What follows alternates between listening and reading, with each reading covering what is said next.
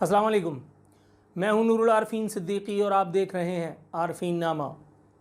PTI का एक और जलसा हुआ और हो करके ख़त्म हो गया, लेकिन इस जलसे से जुड़ी तल्ख यादें एक अरसे तक लोगों को याद रहेंगी। पीटीआई के जलसों की ख़ास बात भला क्या है? अगर आप पाकिस्तान तहरीक इंसाफ के उरूज के उन दिनों को जहन में लाए कि जिस वक्त पार्टी की मकबूलियत, इमरान खान की मकबूलियत अपोजिशन के दिनों में सबसे ज़्यादा थी, अगर आप उन दिनों को जहन में लाएँ, धरने के दिनों को जहन में लाएँ, तो आपको नौजवान लड़कियों के साथ दस्त दराजी की मुतअद्दिद वीडियोज़ इस वक्त जब मैं आपसे बात कर रहा हूँ तब भी यूट्यूब पर मिल सकती हैं। पीटीआई के जलसों में लड़कियों से बदतमीज़ी करना, उनको छूना, अपनी ऐश व इशरत के लिए ख़वातीन को तंग करना, ये पीटीआई कारकुनों की एक ऐसी रिवायत है जो इस जलसे में, इस परेड ग्राउंड के जलसे में भी पूरी तरह से दोहराई गई। इस जलसे में भी एक खातून रिपोर्टर की कमबख्ती आ गई, शामत आ गई।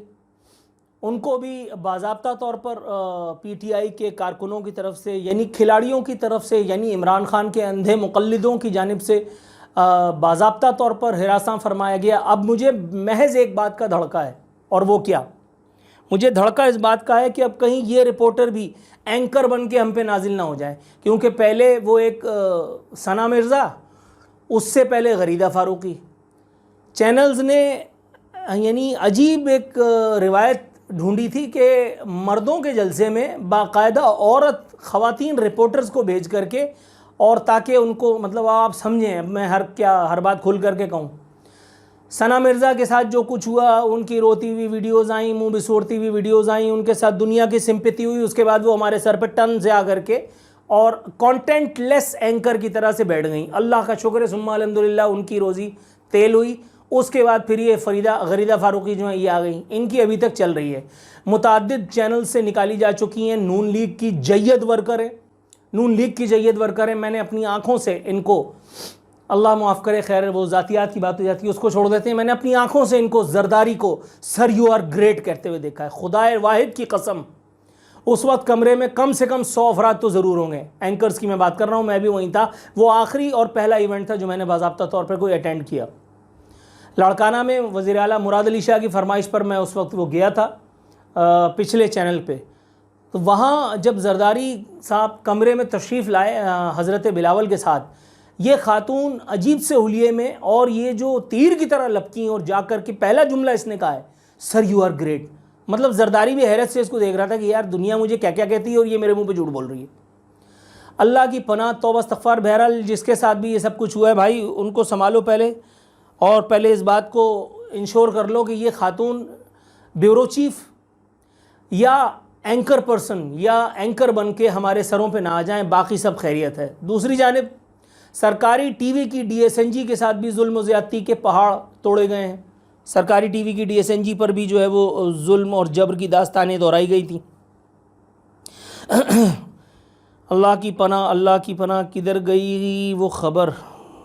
हाँ जनाब वाला, जलसे की कवरेज करने वाली खातून सहाफ़ी से बदतमीज़ी, मरियम नवाज़ खान और कैमरामैन को रिपोर्टिंग से रोका गया। RIUJ का इजहार मजम्मत। ये इसको सीरियस लेने की ज़रूरत नहीं है। ये सहाफ़ी जितनी अंजुमन है ये सिर्फ टी टाँ करने के लिए हैं। हालत ये है कि कराची प्रेस क्लब के सदर को धाएँ करके थप्पड़ मारा मुंह के ऊपर, और उसकी गलती, उसके कसूर क्या था कि उसने एक दफ़ा भी कभी ज़िंदगी में हलाल नहीं खाया, उसने शराब पीने के अलावा ज़िंदगी में कोई और काम नहीं किया। उन्हीं लोगों के साथ जिन लोगों को बैठ करके वो एहतसाब करने की कोशिश कर रहा था, दाएँ करके मुंह पे मारा साले के, और वो कुछ उखाड़ भी नहीं पाया। मैं क्या किया, जा करके उन्होंने अपने दफ्तर में एक वो ज़ाब्ता इखलाक बना दिया कि जी 1 महीने तक मौसूफ़ का जिन्होंने मुझे थप्पड़ मारा है उनका दाखिला जो है वो बंद है। हथनी के भाला मार दिया तूने भाई। दूसरी तरफ खबर बता रही है पीटीआई कारकुनान सरकारी टीवी की डीएसएनजीज पर चढ़ गए। अब जाहिर है सरकार पे कौन काबिज़ है? इमरान खान फिल वक्त तक, तो इसलिए सरकार का माल इमरान खान का माल है। तहरीक इंसाफ के कारकुनान पाकिस्तान टेलीविज़न की डीएसएनजीज के ऊपर चढ़ गए। अमले की जानिब से जलसे के मुंतज़मीन को बार बार आगाह किया जाता रहा, जिसके बाद स्टेज से कारकुनों को लाइव ट्रांसमिशन देने वाली वैन से नीचे उतरने के ऐलानात भी सुनाई देते रहे। ये तरीक़ा वारदात पाकिस्तान तहरीक इंसाफ का बहुत पुराना है, बहुत पुराना है। अगर कोई यूथिया, अगर कौमी यूथ का कोई नुमाइंदा, अगर इमरान खान का कोई मुक़ल्लिद इन सब बातों को इससे सरफ़ नज़र करना चाहे, अगर वो इन बातों को झुटलाना चाहे, तो भी इंशाअल्लाह ताला मैंने जिन वीडियोज़ का जिक्र किया यूट्यूब पे पाकिस्तान तहरीक इंसाफ के जलसे में, मर्दों के बीच में और वो जो 3-4 औरतें या लड़कियां वो जो फंस गई थी, उसके बाद उनके जिस्म को जिस तरह से नोचा गया, टटोला गया, उसकी वीडियो आज भी मौजूद है। मैं प्रोग्राम से पहले भी वो चेक करके आया हूँ, क्रॉस चेक करके आया हूँ, अगर आप चाहें तो आप भी चेक कर लीजिए। साथ ही साथ मैंने 2 ख़वातीन के नाम और लिए। उनकी वजह शोहरत भी ये पीटीआई के धरने और फिर लोगों की छीना झपटी थी, जिसके बाद वो हम पर एंकर पर्सन बन के मुसल्लत हो गई। नाम मैं ले चुका हूँ, दोबारा ले लेता हूँ, सना मिर्ज़ा और गरीदा फ़ारूकी। ठीक है, तो ये पीटीआई के जलसों की एक रिवायत है और जाहिर है कि वो कहते हैं ना सुनामी, जब इमरान खान ने अपने लोगों का, अपने जलसों का, अपनी स्पिरिट का नाम ही सुनामी रख दिया है, तो फिर सुनामी तो डिस्ट्रक्शन ही लाता ना मेरे भाई। दुनिया भर में सुनामी ने बर्बादियाँ ही पैदा की हैं। इमरान खान का वो सुनामी जो तहरीक इंसाफ की इस तब्दीली सरकार की सूरत में हम पर आया, उसके बाद हमारे पास तन के कपड़ों के अलावा क्या बचा है? क्या बचा है आपके पास तन के कपड़ों के अलावा? पेट्रोल महंगा, डीजल महंगा, गैस महंगी। लेकिन चलो पेट्रोल डीजल के लिए आप कहते हैं कि जी इंटरनेशनल क्राइसिस है, गैस के लिए आप कहते हैं हमारे पास ज़खायर ख़त्म हो गए, आप कहते हैं कि जी कोरोना आ गया था। कोरोना से पहले भी आपने कौन से चांद चढ़ा दिए थे पाकिस्तान में? कोरोना से पहले आपने क्या कर दिया था? लेकिन एक बात तय है, वज़ीरों की फ़ौज ज़फ़र मौज उसी तरह से हमारे सीनों पर मूंग दल रही है जिस तरह से कल इमरान खान ये कहते थे कि मैं असराफ नहीं करूँगा, गाड़ियाँ बेच रहे थे, भैंसें बेच रहे थे। नहीं, भैंसें बेच के इन्होंने गाड़ियाँ खरीदी थी, हाँ ये तो रिकॉर्ड है, भैंसें बेच के इन्होंने गाड़ियाँ खरीदी। 2 अफराद कह रहे थे कि 2 अफराद मुलाजिम बहुत हैं, इसके अलावा हम लोगों को ज़रूरत कोई नहीं है। चाय बिस्किट का इन्होंने कल्चर मुतारिफ़ कराया था, उसके बाद इन्होंने पूरी कौम को चाय बिस्किट पे लगा करके और हमारी आंखों में वो धूल झोंकी है कि अल्लाह की पनाह।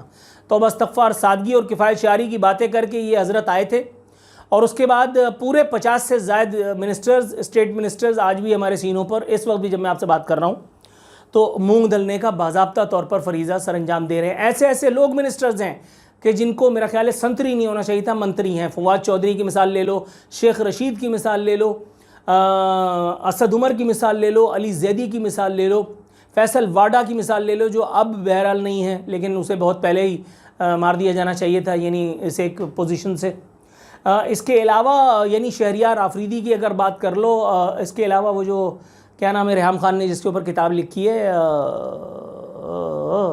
मुराद सईद की बात कर लो, और न जाने कितने नाम, ऐसे नाम मेरा ख्याल है आप लेते ही चले जाएंगे। और इमरान खान की वो जो नज़र इंतखाब है, जिन जिन लोगों पर, जिन जिन काड़ों पर, अंधों पर, डेढ़े बेड़ों पर, लूले लंगड़े, अपाहिज, मुफलिस, कल्लाश, जहनी अफलास का शिकार लोगों पर पड़ती चली गई, वो सब के सब मिनिस्टर बनते चले गए। इस बात पे एक शेर भी याद आया है, मगर दौर जाहिलियत के दिनों का, इसलिए ऑन एयर नहीं सुना सकता। आगे बढ़ जाते हैं। इमरान खान साहब वो हमारी कौमी तारीख़ के इनकलाबी लीडर हैं, जिन्होंने पीटीआई के अपोजिशन के दिनों में कंटेनर पे चढ़ करके और ज़बरदस्त लानत यूँ करके, ये देखिए आप, ये लानत इन्होंने पार्लियामेंट पे दी थी। अब जब उसी लानत ज़दा पार्लियामेंट पर इमरान खान का वजूद हमारे वज़ीर आज़म की तरह से हम पर मंडला रहा है, अब जब पीटीआई की ये सरकार दिन दोगुनी, इन्वर्टेड कॉमास में कह रहा हूँ भाई, दिन दोगुनी मत समझ लेना, दिन दोगुनी और रात चौगुनी तरक्की कर रही है, अब जब हम इसके जुल्म के, जबर के शिकार बाज़ाब्ता तौर पर हो ही चुके हैं और अब करीब है कि इनका धड़न तख्ता हो जाए, तो ऐसे दिनों में इस किस्म की गैदरिंग्स, इस किस्म के इवेंट्स करना ये ऐन ज़रूरी था। इमरान खान को आप कुछ करें या ना करें, लेकिन एक बात का क्रेडिट आपको देना पड़ेगा कि कौमे यूथ की इंटरटेनमेंट के लिए मौसूफ़ ने हमेशा दिल पिशौरी के लिए बाज़ाब्ता तौर पर ऐसी सरकारी तकारीब का इनेकाद गाहे बगाहे कराया कि जिससे कौमे यूथ इंटरटेन भी होती रहे। कुछ लड़कियां बालियां अंधी बहरी ही सही, वो अपने घरों को छोड़ के, अपने फ़राइज़, अपनी ज़िम्मेदारियों को तज करके और उन जलसागाहों में जा करके और इन लोगों की हवस परस्ती का निशाना भी बने, उनको बाकायदा हरासा भी किया जाए, जिसको मैं कह रहा हूँ अल्लाह माफ़ करे माज़अल्लाह के इंटरटेनमेंट का सामान। ये भाई ये चेन ऊपर से चल रही होती है, ये चेन ऊपर से चल रही होती है। आप मुँह से चाहे लाख रियासत मदीना कहें, लेकिन जब हरकतें आपकी रियासत कूफा वाली हैं, जब आप यजीदी हरकतें कर रहे हो, जब आपकी कोई हरकत हुसैनी नहीं है, जब आप यजीदी हरकतें कर रहे हो, जब आपने बिल्कुल एक लानत ज़दा गले सड़े निज़ाम में रच बस के अवाम की कमर बाकायदा तौर पर तोड़ ही दी है, तो अब तो फिर आखिरी झटके हैं। ठीक है, फिर कौम यूथ को भी इंटरटेन होने का उतने ही हक़ है जितना कि इस वक्त इमरान खान साहब को दिलपशोरियाँ करने का। जैसा कि मैंने बताया था कि उनके सरप्राइज़ का, रात की वीडियो तो आपने देखी है ना लाइव, उसके सरप्राइज़ के साथ क्या हुआ। तो अब कौम यूथ के साथ भी जो कुछ होने वाला है, ये सारे इवेंट्स, ये सारे जो है वो जलसे, ये लड़कियों वालियों से छेड़छाड़, ये ख़वातीन रिपोर्टर्स से खरमस्तियाँ, ये सब भी इंशाअल्लाह याद बन के रह जाएगी। एक ज़रा तवक्कुफ़ मेरी जान के जबर के दिन अब थोड़े हैं।